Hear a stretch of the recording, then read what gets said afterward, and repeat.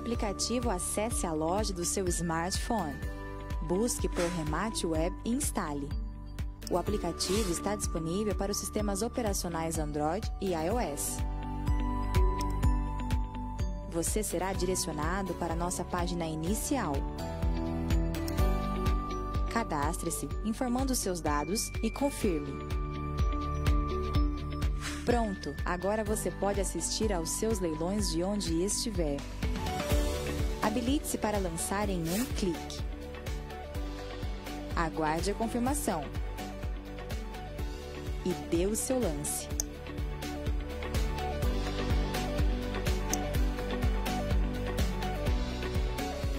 Lance aceito. Remate Web, o futuro começa aqui.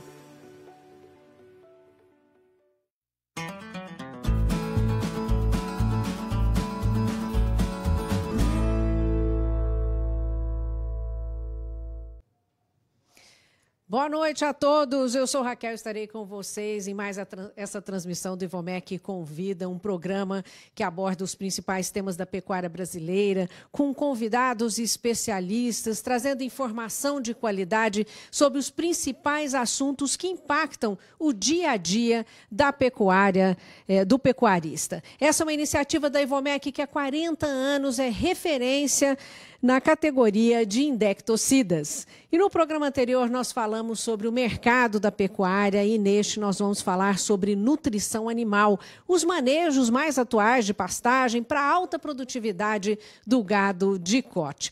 Nossos convidados nós vamos conhecer agora. Começamos com Guilherme Hipólito, professor e gestor do Centro de Pesquisas Ambientais e Agropecuárias da Uneduc. Boa noite. Boa noite, Raquel. Boa noite a todos. Temos também Luiz Lorenzetti, que é agrônomo e pecuarista da Agropecuária Lorenzetti. Boa noite, Luiz. Boa noite, Raquel. Boa noite a todos. Recebemos também Antônio Kister, que é zootecnista, coordenador de território da Boehringer Ingelheim. Boa noite. Prazer em te receber. Boa noite. Boa noite, Raquel. Prazer todo nosso.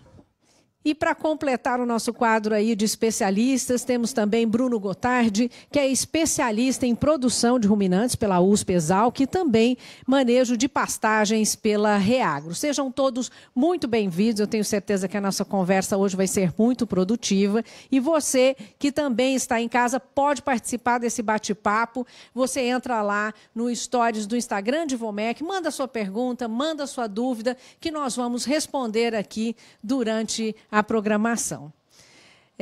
E hoje nós vamos falar sobre a nutrição de animais, que contribui bastante aí para a qualidade da carne, sabendo que o Brasil é rico aí em diversidade de biomas, em áreas diferentes, solos diferentes.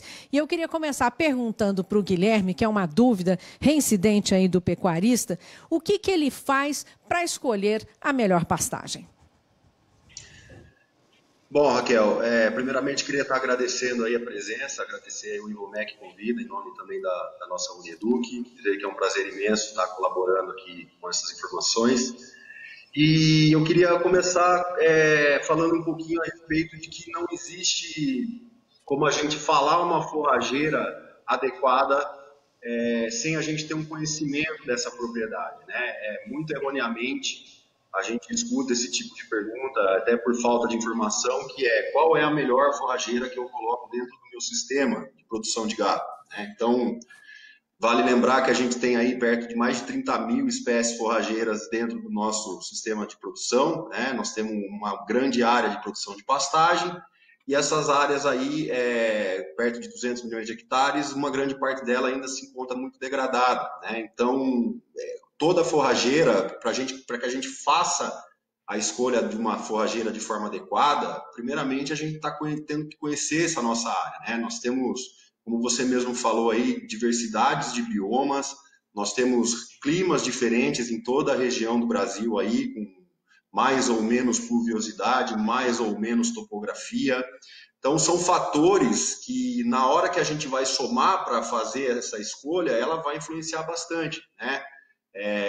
Muitas vezes as perguntas que vêm para a gente dentro de uma consultoria ou até no meio acadêmico, né, é falar assim, o meu vizinho plantou, o fulano deu certo, por que no meu não dá certo? Né? Justamente porque a gente precisa primeiramente entender qual é a característica, quais são as características dessa propriedade, né?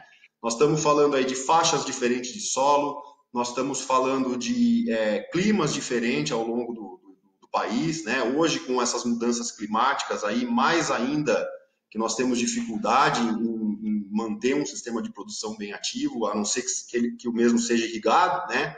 Que hoje tem um custo um pouco mais elevado para o produtor, mas a gente tem uma diferença muito grande de clima, de solo, de manejo, né? Entendimento de que dentro desse bioma que já existe dentro da propriedade, nós estamos gerando uma certa competição dentro de forragens, né? Nós temos várias forragens que já estão instaladas ali dentro, que precisam ter um entendimento do que está tendo ali dentro, de como parar com isso, se pode ser utilizada essa forragem junto dentro da produção, mas não é uma receita de bolo, né? Muitas vezes a gente acha que é uma receitinha de bolo, mas tem muitas características a serem avaliadas.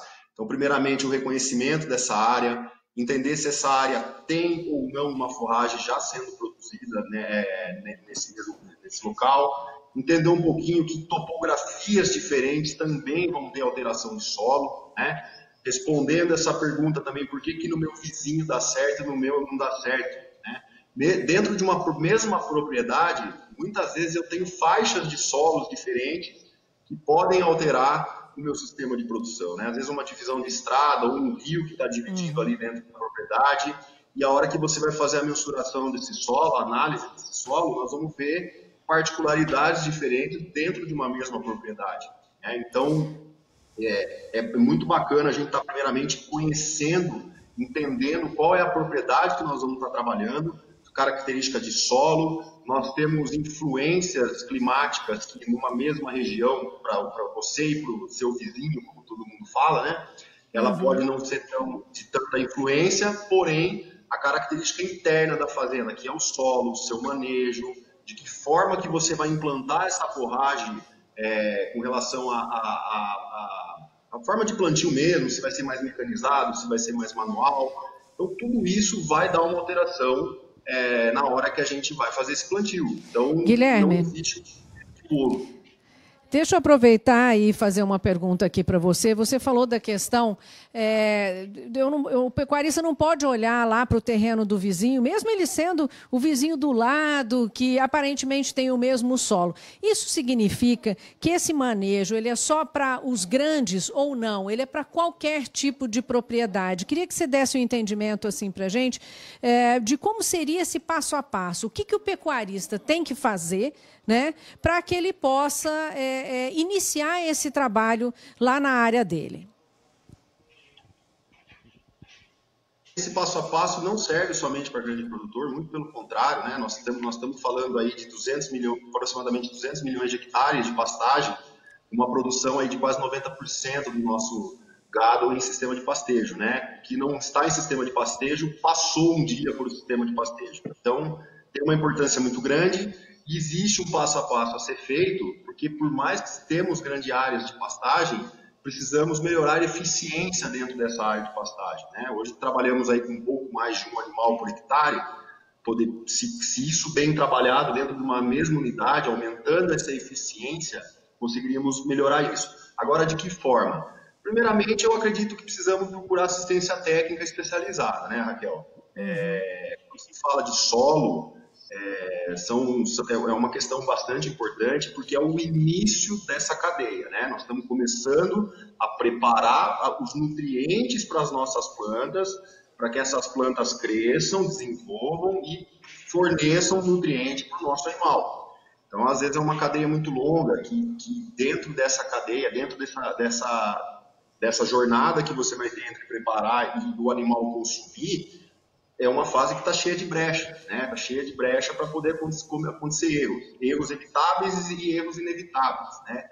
Então, primeiramente, procurar uma assistência técnica, né, bem especializada, para que você tenha uma leitura correta de qual é a sua região, qual é seu solo, qual é seu clima, qual a sua necessidade nutricional dentro do seu rebanho, né? Nós estamos falando de categorias diferentes dentro de um rebanho de gado de corte, categoria de cria, categoria de engorda. Então, primeiramente, entender o que o produtor quer. Depois desse entendimento, fazer essa triagem, né? Vamos começar a preparar o nosso solo, fazer uma análise de solo correta, coletando os pontos corretos aí de acordo com a indicação agronômica e levar esse material para uma análise, para que essa análise retorne para o produtor e ele possa corrigir esse solo e implantar a forrageira que ele quer. Né? Depois de implantada, fazer toda a manutenção necessária para que posteriormente aí os animais consigam estar aproveitando essa matéria seca aí. Tá? Guilherme, eu vou agora pedir, até aproveitar a presença aqui do agrônomo e também pecuarista, o Luiz Orenzetti, para que ele trouxesse um pouco da experiência dele lá na fazenda, porque eu acho que isso pode acrescentar muito para quem está nos acompanhando, para entender como é que foi essa implantação e até um pouco dessas dificuldades, né, Luiz? Perfeito, Raquel. Boa noite a todos. Com relação à escolha de espécies forrageiras para implantação nas nossas áreas, muitas das nossas áreas já têm vários anos de pastagem estabelecida, pastagem de 25, 30 anos ou até mais, e algumas mais recentes. O que a gente tem buscado no manejo varietal de forrageiras é consorciar de uma maneira sistemática com a maior parte das nossos cultivares estabelecidos, que são os pânicos, né?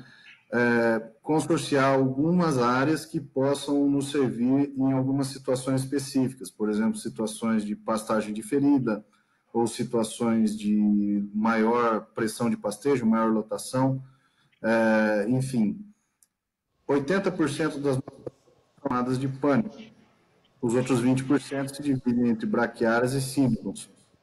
Então, a gente usa essas áreas mais para lotações de inverno, ou para diferimento de pastagem, e os sínodons têm se prestado muito bem nas áreas irrigadas e áreas de alta pressão de pastejo, né? Então, essas espécies, o rol hoje de espécies forrageiras, tanto interespecíficas quanto dentro das próprias famílias, é muito grande. Existe um trabalho grande de melhoramento genético dessas plantas, e que possibilita uma diversidade de plantas para as diferentes condições climáticas, que condições de alta fertilidade, condições de baixa fertilidade, condições médias, condições de alta umidade, de encharcamento, condições de seca severa ou estacionalidade de chuvas muito acentuada, né? Então, a Embrapa hoje se destaca muito na difusão de variedades forrageiras, né? E a gente tem procurado, dentro das famílias que a gente já trabalha, que são, em maioria, pânicos, braquiárias e sínodons, procurado as alternativas mais modernas e sem deixar de usar, sem deixar de lançar a mão daquelas que já são consolidadas, né? Que são a maioria das nossas áreas já estabelecidas. Do gado de corte pode ser considerado um dos principais fatores e que afetam a saúde, a reprodução, o ganho de peso e, consequentemente, a lucratividade.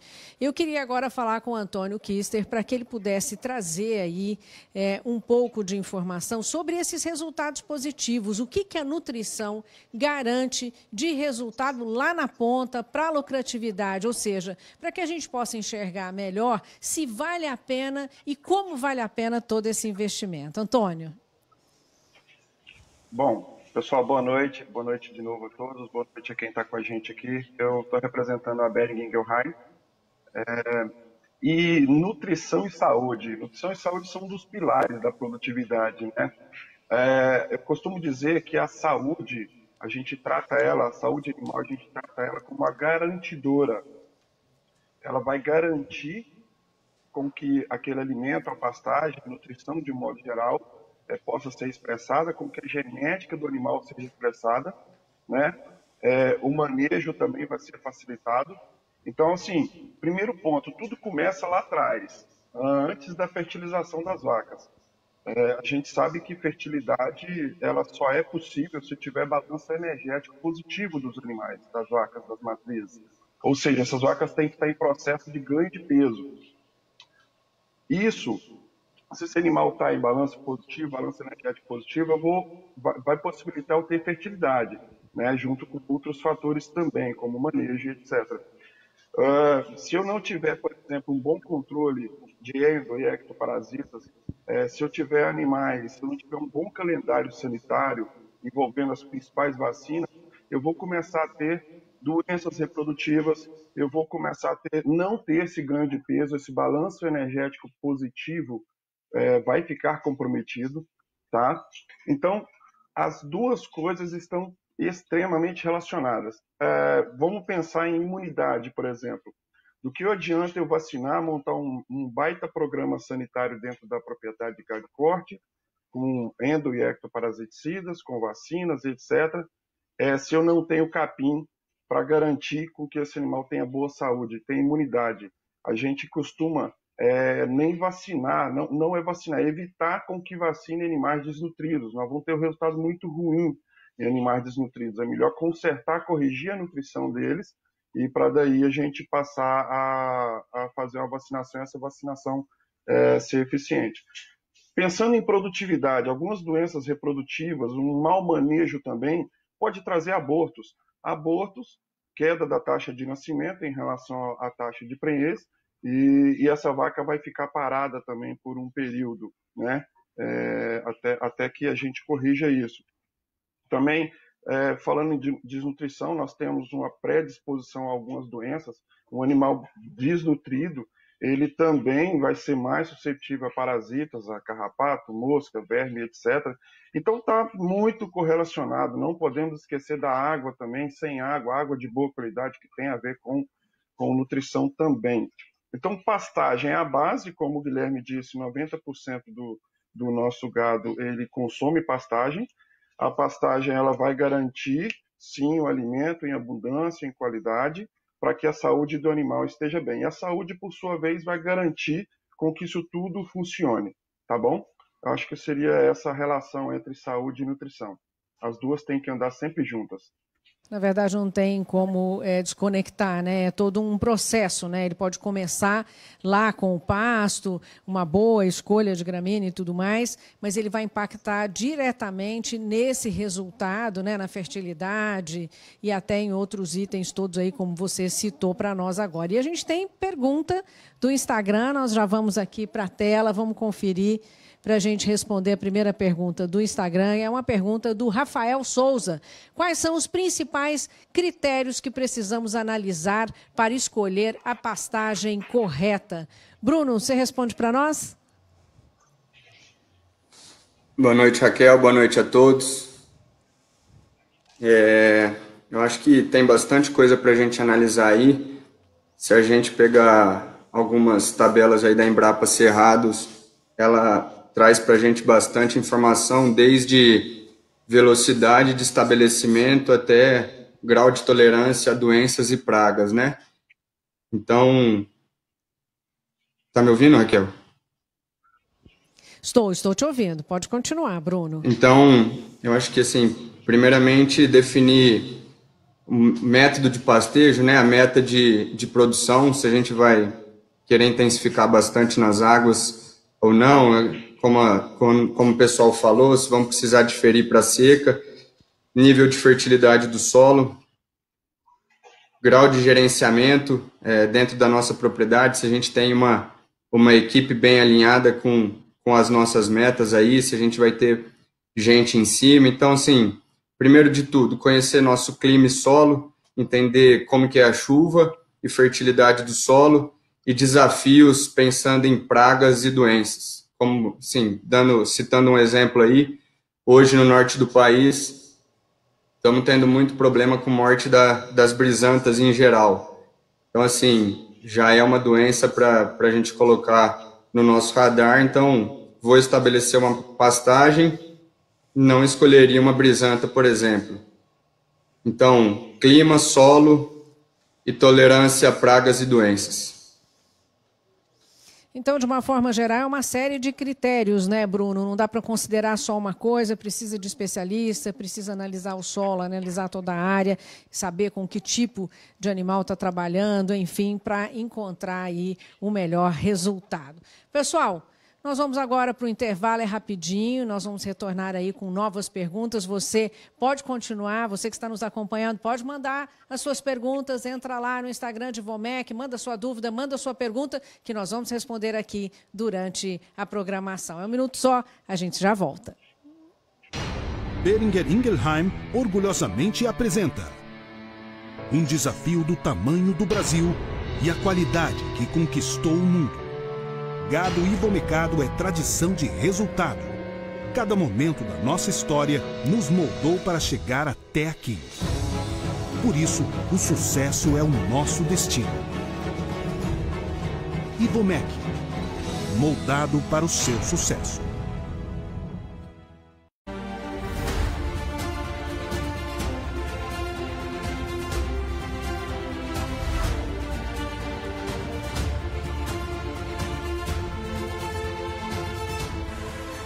Vem aí, a websérie que vai mostrar como a pecuária do Brasil é moldada para o sucesso.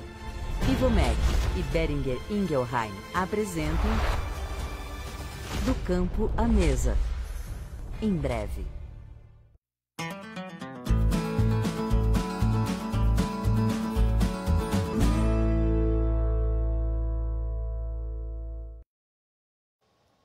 E estamos de volta e eu tenho um recado para vocês. O programa Campeões do Campo é o programa da Boehringer Ingelheim que você pode acumular pontos e trocar por muitos benefícios. Você pode ter acesso como? Vou mostrar para vocês aqui o QR Code e é por meio desse QR Code que você já observa na tela. Você vai ter acesso direto ao site, vai lá, faz o cadastro e já começa a pontuar. Bom, e nós continuamos aqui a nossa conversa sobre nutrição animal. Nós vamos discutir sobre a importância de escolher a pastagem. Na verdade, nós discutimos aí no último bloco a importância de escolher a pastagem ideal, como fazer esse passo a passo, da importância de valorizar o aspecto técnico, né? De ter profissionais preparados para ajudar, que não é um assunto só para grandes produtores, mas também para pequenos produtores. E agora nós vamos falar de adubação do solo. Nós vamos falar desses benefícios desse processo e como isso interfere diretamente na nutrição de animais. Luiz, eu volto com você e queria que você trouxesse um pouco dessa sua experiência com a questão da adubação e a diferença que ela fez na sua propriedade e que pode também fazer diferença nas propriedades de quem está nos acompanhando aqui. Perfeito. Hoje a solo, ela é um dos principais problemas, talvez o maior problema das pastagens brasileiras. São áreas, na maioria, não corrigidas, áreas que têm deficiência de fósforo, deficiência de potássio, problemas com cálcio, magnésio, enfim. Hoje, diria que é o grande problema das pastagens brasileiras. A dificuldade, às vezes, de você corrigir isso é que ele não é que nem uma lavoura que você aduba, daqui 3 meses você está colhendo resultado e aquilo é, tipo assim, uma relação de investimento e logo de faturamento. A relação do solo planta-animal, ela é mais complicada, ela demora mais, ela depende de manejo, a colheita desse investimento é mais demorada. Enfim, você tem que ter o capital para comprar um animal também, então não é só o adubo, você tem que ter o animal, você tem que ter as estruturas corretas para manter esse animal, para manejar esse pasto que você vai produzir. Então, é uma conjuntura de fatores. E, às vezes, o pecuarista está um pouco descapitalizado, enfim. Depende também da condição de cada pecuarista, da condição financeira, acesso ao crédito, ou, enfim, das diversas situações que podem acontecer. Mas voltando à adubação, hoje aqui nas nossas áreas, a gente tem trabalhado já há alguns anos, há bem mais de 30 anos, na melhoria da fertilidade dos solos, né? Através da calagem, que acho que hoje é a técnica essencial para a agricultura tropical, a correção dos níveis de fósforo, a adubação fosfatada corretiva, né? É outra técnica que a gente utiliza para melhorar o desempenho dessas pastagens e a qualidade delas. Enfim, depois adubações de cobertura e manutenção, que ultimamente a gente vem lançando mão para aumento de lotação. Concomitante a esse trabalho, a gente também vem trabalhando as estruturas e melhorando o piqueteamento, respeitando mais o comportamento animal e os dimensionamentos técnicos de cada detalhe, ou seja, aguada, suplementação volumosa, suplementação concentrada, suplementação mineral. Então, tem que ser um conjunto. Mas voltando à questão da fertilidade, hoje eu não consigo compartilhar aqui na tela, mas eu vou falar um pouco de alguns números, né? A maior parte das áreas que a gente pega antes de uma correção, na nossa região, que é uma região de solos arenosos, solos de 15% de argila, 11%, 12% de argila, são solos fracos, assim, em termos de argila. Você geralmente tem uma CTC em torno de 5, 4 centimol de carga por decímetro cúbico. A gente pega esses solos, às vezes com V% de 30% ou até menos, a gente tem procurado trabalhar com alguns alvos. No caso de V%, né, que é um parâmetro de calagem, a gente tem tentado trabalhar para elevar acima de 60%, o fósforo acima de 20 mg por decímetro cúbico, o potássio acima de 1,5 milimol de carga, o cálcio acima de 2,2 e o magnésio acima de 0,5 centimol de carga por decímetro cúbico.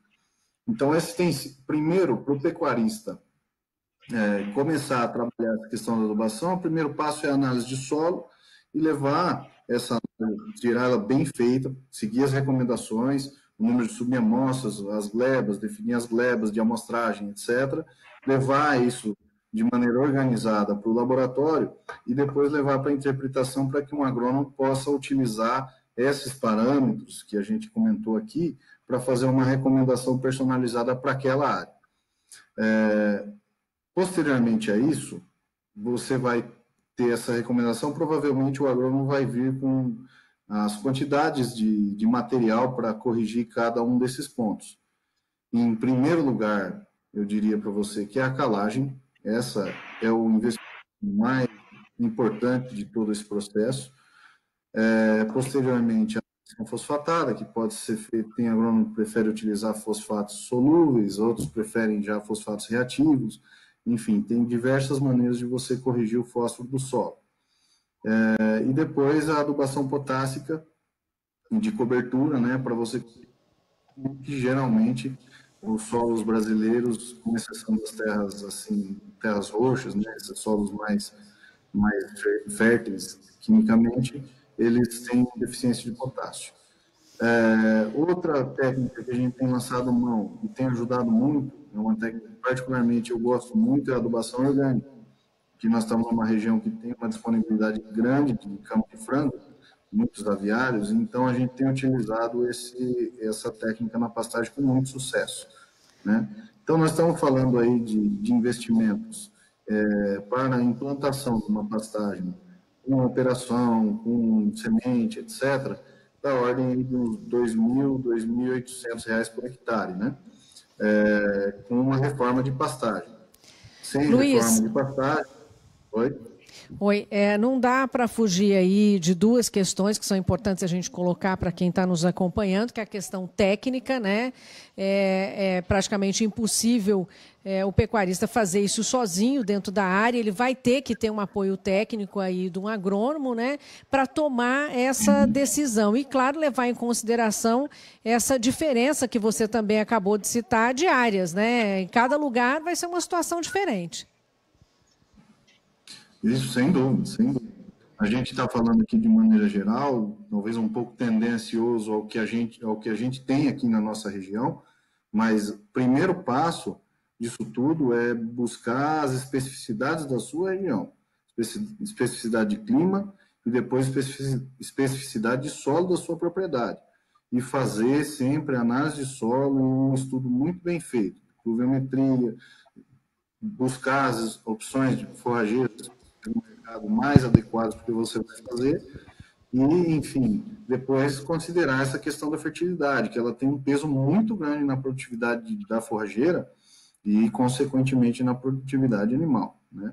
Então, você estava falando de valores também, né, Luiz? Isso é um ponto interessante. É um investimento, você considera esse um investimento muito alto pelo resultado que você tem ou realmente ele compensa em qualquer situação? Ele compensa. Eu estava fazendo algumas projeções. Ele é um investimento que ele se paga dentro de pouco tempo. A questão é que, às vezes, ele é um investimento pesado para o pecuarista. Nós estamos falando aí com implantação e pastagem de algo em torno de R$ 2.800 por hectare, e sem implantação sem a reforma da pastagem, algo em torno de R$ 1.300 por hectare, sem aquela cama de frango e a gestagem que eu falei. Caso você utilize, também você aumenta mais uns R$ 1.000 por hectare aí, né? Depois você vai ter que investir mais uns R$ 1.500, R$ 1.300, R$ 1.500 na estrutura para você fazer um piqueteamento para uma exploração mais intensiva desse pasteiro. Uma simulação numa área de 24 hectares se dividir em 4 módulos de 6 hectares, né? Com bebedouro, com coxo para suplementação, com cerca, com, vamos dizer, porteiras, etc. No entanto, com níveis modestos, uma projeção com níveis modestos de produção, em torno, no primeiro ano aí, em torno de 3 UA por hectare, diferentes categorias, você poderia trabalhar numa recria já com faturamento, ganhando 500, 600 gramas por dia nas águas, em 200 dias de águas, você poderia ter faturamentos aí da ordem de 4, 5 mil reais por hectare já. Tá? Em 200 dias de água, ganhando 600 gramas, e, tipo assim, você trabalhando com um bezerro de recria, por exemplo, 150 quilos acima, né? Então, ela é um investimento que compensa. Óbvio que você não vai colher isso de uma vez, a não ser que você venda o boi magro, né? No nosso caso aqui, a gente pega esse boi magro, leva para o confinamento, então é um ciclo mais demorado. Então, se você for trabalhar, falar, não, vou fazer só recria de bezerro, ele é rentável. Se você falar, vou engordar boi capão, ele é um pouco menos rentável, mas também dá resultado. Vaca parideira também dá resultado, vamos dizer assim, em torno de 4 mil e poucos reais por hectare. Enfim, ele é um bom investimento e essencial para o pecuarista ficar na atividade. Porque se você fizer uma projeção de médio e longo prazo, essas produtividades vão caindo. 3 UA por hectare você consegue no primeiro ano, depois você cai para 1,6. Entendeu? Se você não fizer manutenções ou se você deixar a pastagem degradar muito, isso nas águas, estamos falando dos 200 dias de água. Quando você tem os outros dias de seca, os 160 dias de seca, já muda tudo, você já começa a ter mais custo e já cai bastante esse resultado. Então, eu diria para você que o real mais importante investido é na pastagem e nas águas, tanto em manejo, quanto em fertilidade, quanto nos animais. Bom, e a gente falou com o Luiz sobre essa adubação tradicional, e nós vamos falar agora da adubação nitrogenada, esse manejo, e eu gostaria que o Bruno falasse um pouco para a gente sobre isso. Qual que é a diferença dessa adubação nitrogenada? Até se considera que é um investimento muito alto, que é muito caro, e eu queria que você explicasse para a gente como funciona. Legal, Raquel. Primeiro de tudo, eu acho que a gente tem que tomar cuidado, né? Assim, antes de mais nada, eu acredito que o produtor tem que estar preparado, pensando em estrutura, tá? Principalmente em manejo de pasto, porque na hora que a gente começa a adubar e a gente não é eficiente na pasto, o perigo de aumentar o nosso prejuízo ou piorar nosso resultado é muito grande. É como se a gente adubasse o soja, o milho e não entrasse com a colheitadeira para colher aquilo que a gente produziu. Então, eu acho importante destacar, assim, na minha opinião, acredito que hoje não tem como conseguir bons resultados na pecuária sem um solo fértil. Acredito muito que todo produtivo é um solo fértil, mas nem todo solo fértil é um solo produtivo. Ele depende de muita coisa, tá certo? Então, assim, a ação para mim é essencial, só que é o último ponto, depois de todos os ponteiros estarem ajustados. E eu costumo falar que a adubação nitrogenada é o que modula a produção, tá certo? Sem uma base bem feita, não vai atender nossas expectativas de produção, tá?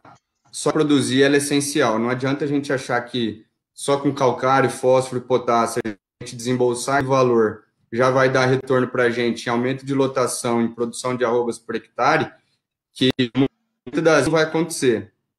Só que para a gente chegar na adubação nitrogenada, nós fazer uma boa base, tá certo? Então, a adubação nitrogenada, para mim, é uma das últimas etapas e ela serve, e ela vem aí na hora que tiver tudo o resto ajustado, principalmente gestão e gestão de caixa, tá? Bruno, e aí depois...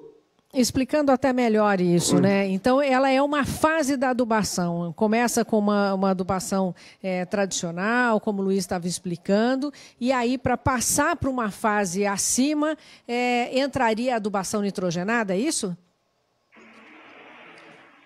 Isso mesmo, Raquel.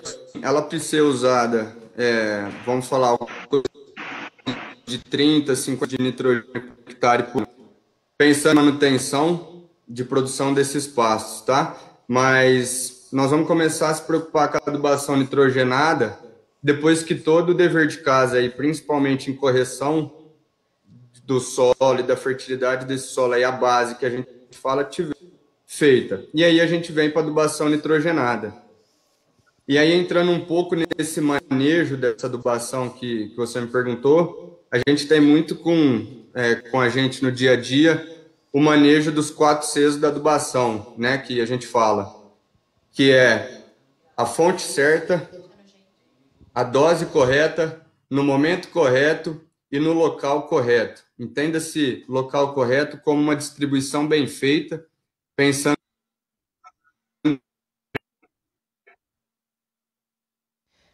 A gente teve um problema com a conexão do Bruno, a gente volta daqui a pouquinho com ele para complementar essa questão da adubação hidrogenada. E vamos agora para mais uma pergunta do Instagram. Vamos lá. O Eduardo Bignami está perguntando qual seria a melhor recomendação para manter o pasto, adubação a lanço ou foliar? Quem que gostaria de responder para nós? Quem que poderia trazer essa informação para o Eduardo? A melhor recomendação aí para manter o pasto, se é a lanço ou foliar?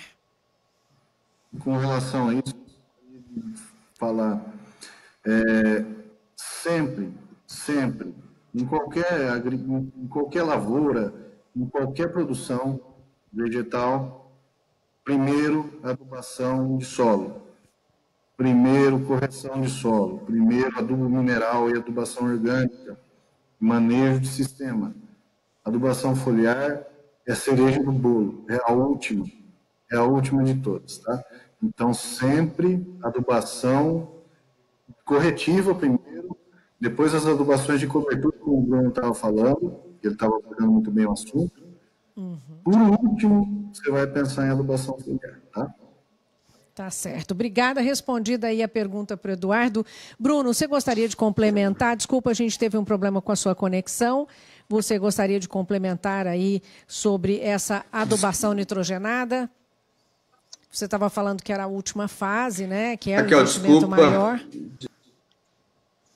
Voltamos com o Bruno. Aí. Mas eu estava falando do manejo dos 4 Cs, né? Então...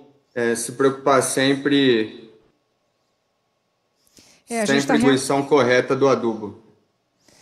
Tá, a gente está realmente com um problema aí com a conexão do Bruno. E vamos mais uma pergunta do Instagram de Ivomec. A Juliana Ferreira perguntando o seguinte: a adubação é fundamental ou, dependendo de como está o solo, não é necessária? Antônio, você responde para nós? a pergunta aí da Juliana Ferreira, que quer saber se essa adubação é fundamental ou, dependendo de como está o solo, não precisa fazer adubação. Eu acho que, se tratando em Brasil, em pastagens tropicais, e de como está, qual o nível de exploração, há quanto tempo essa terra está sendo utilizada, dificilmente você vai ter uma pastagem que não precise de alguma coisa. E à medida que você vai aumentando o nível de produtividade, a lotação e etc., você não vai repondo a quantidade de nutrientes necessária nesse solo. Então, eu acredito que dificilmente não teremos. Agora, terras que a gente chama de terras boas, né, terras férteis, a necessidade de adubação vai ser menor, mas eu não acredito, eu chamo aí os colegas, se querem complementar, que em nenhum solo, algum solo brasileiro não vai ser necessário algum tipo de correção.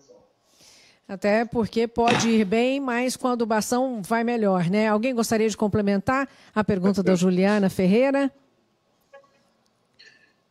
Então, eu acredito que, como o Christian falou aí, não tem como fugir disso, né, gente? Nós estamos falando do que é bioma que está estabelecido dentro do sistema de produção, ele está exigindo nutriente para crescer, para se desenvolver, para depois que o animal venha consumir. Então, não existe como, não acredito nisso, que não há necessidade da gente não adubar, né? Então, primeiramente, quem vai falar isso para a gente é a própria análise de solo, né? Então, já começa que a importância dessa análise de solo para mostrar o que realmente esse solo precisa. Eu também acredito que todo solo precise de uma correção, porém, dependendo da pressão de pastejo, dependendo de quanto que está sendo consumido dentro dessa unidade diária, nós vamos ter mais ou menos necessidade de correção.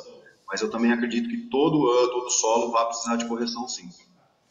Obrigada. Raquel, Bom, vamos tentar aqui, minha internet aqui, só para contribuir.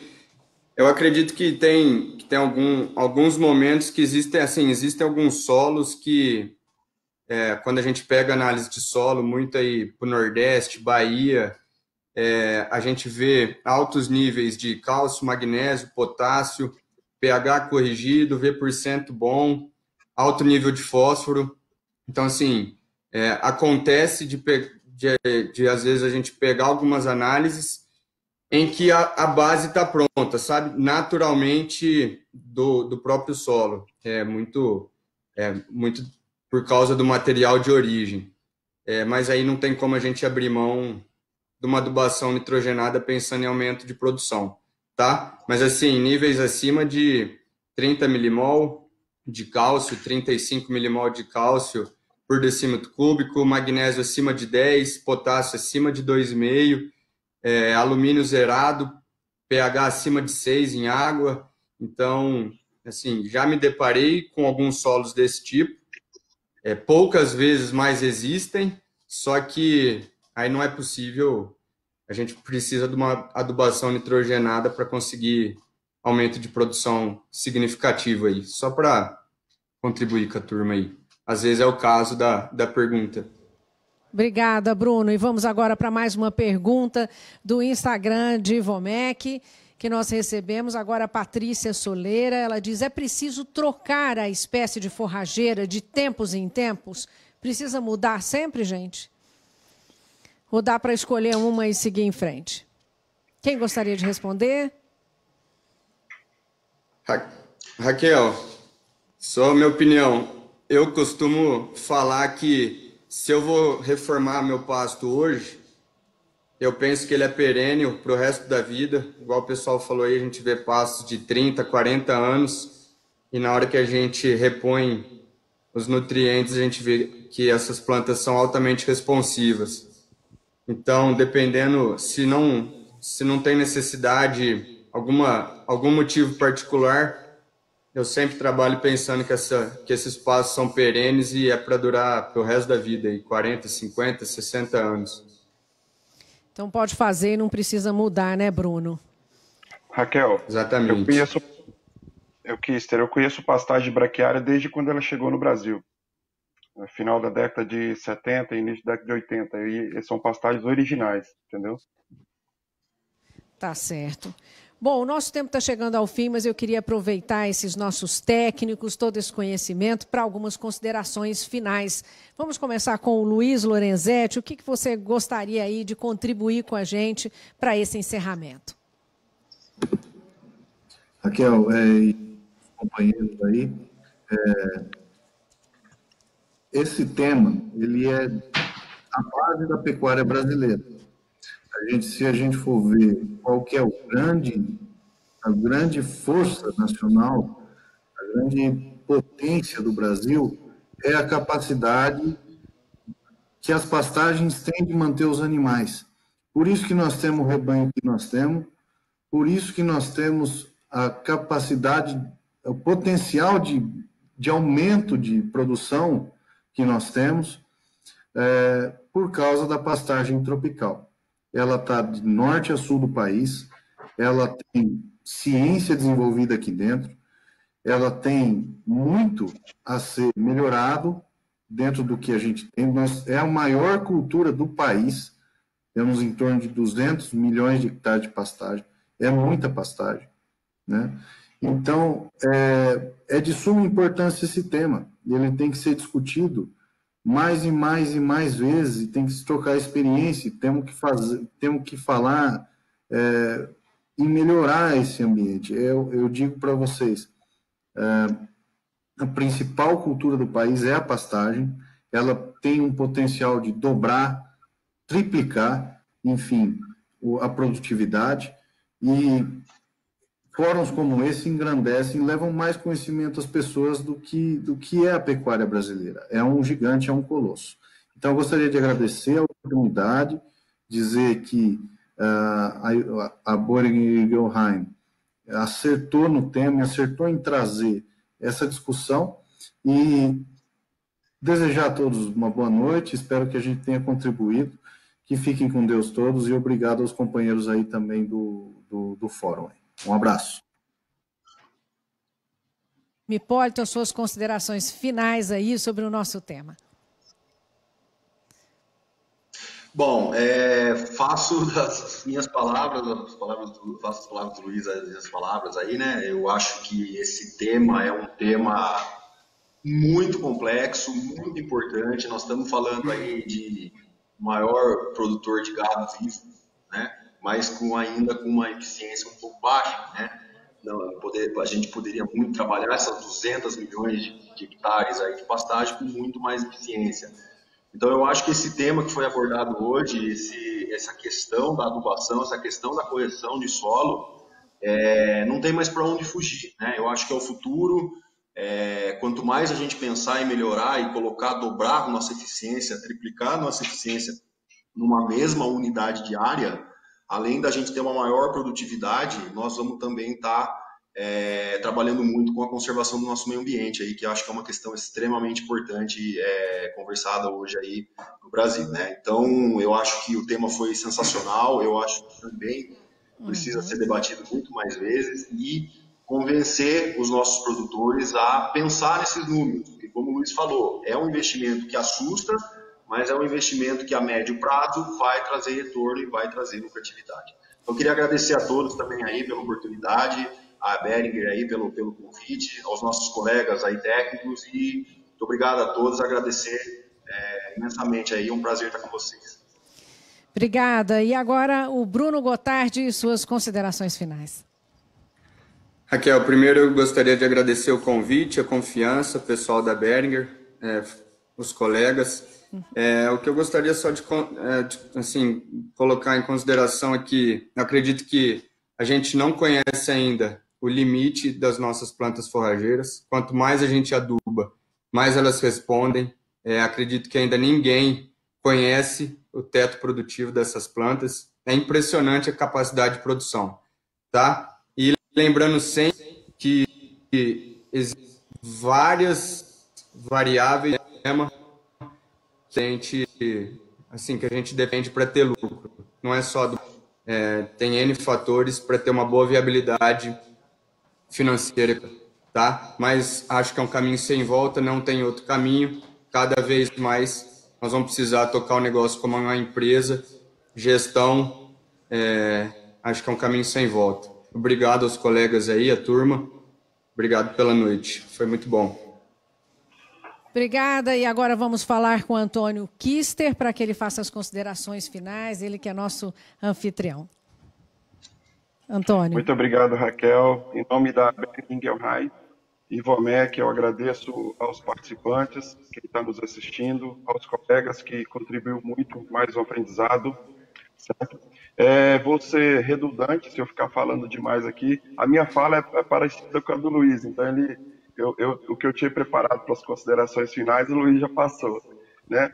Deixar bem claro que adubação de pastagem, por que não adubar pastagem? Hoje praticamente não se produz outra cultura sem adubação, sem correção.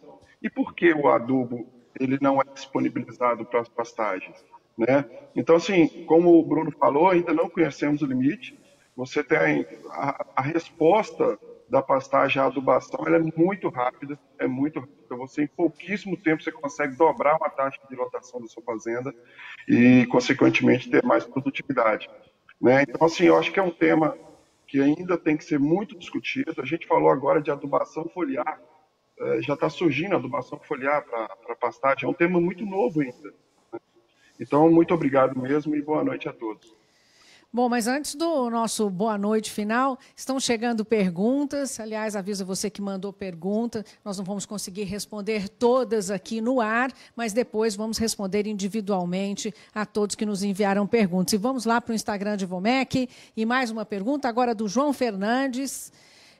Existem pastagens específicas para cada raça? A nossa saideira aqui, a nossa pergunta saideira. Quem que gostaria de responder, poderia nos responder essa pergunta aqui do João Fernandes?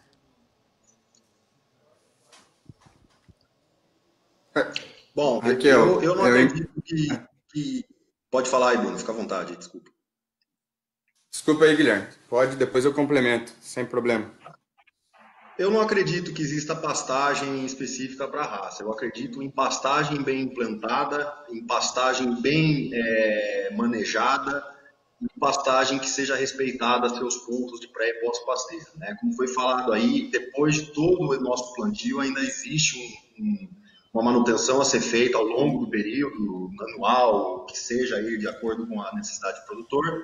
Mas eu acredito que pastagem boa, de boa qualidade, todas vão servir para qualquer raça, né? Vale lembrar que é um ruminante, vale lembrar que é um animal que depende de fibra de boa qualidade, né? Para que produza energia aí de forma correta.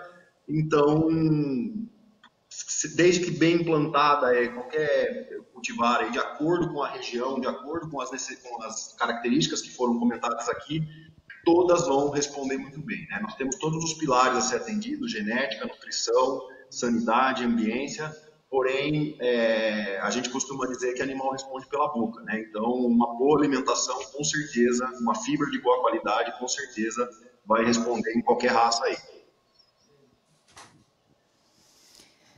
Está respondida, então, a pergunta do João Fernandes. Mais uma vez, agradeço a todos os nossos convidados. O nosso tempo está encerrando e quero agradecer a você que nos acompanhou até aqui hoje, durante todo esse tempo, conhecendo e entendendo um pouco mais sobre pastagens. Eu quero agradecer muito a todos e queria fazer um convite já para o nosso próximo encontro, que é no dia 7 de outubro, às 19h30, nos canais da Remate Web.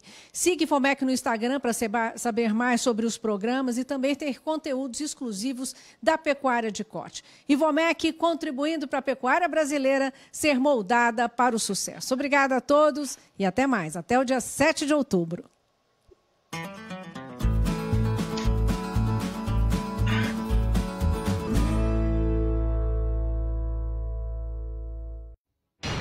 Bering Ingelheim orgulhosamente apresenta um desafio do tamanho do Brasil e a qualidade que conquistou o mundo.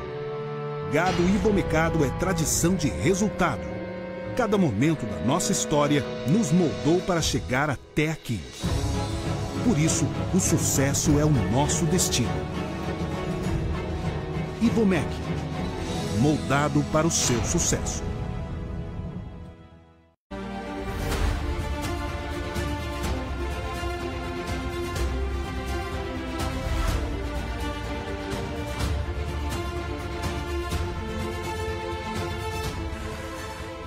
aí. A websérie que vai mostrar como a pecuária do Brasil é moldada para o sucesso. Ivomec e Boehringer Ingelheim apresentam Do Campo à Mesa. Em breve.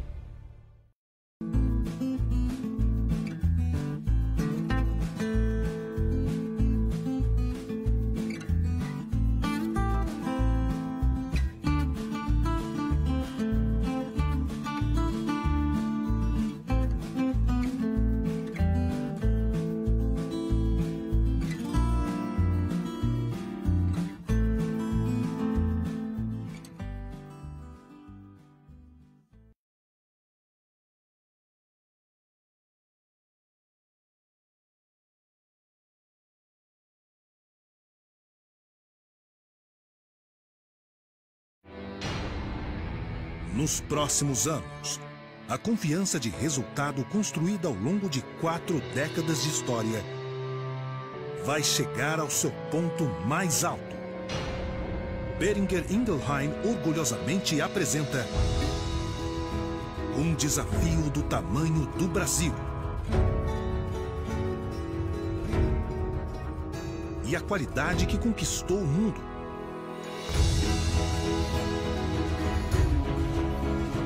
Grandes profissionais,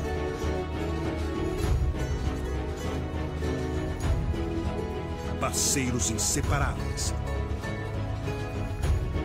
todos unidos por um mesmo propósito, por uma mesma paixão: combater os parasitas internos e externos do gado, contribuindo para entregar maior produtividade aos nossos pecuaristas. E também unidos pela mesma certeza: gado ivomecado é tradição de resultado. Cada momento da nossa história nos moldou para chegar até aqui. E cada cabeça conta com você.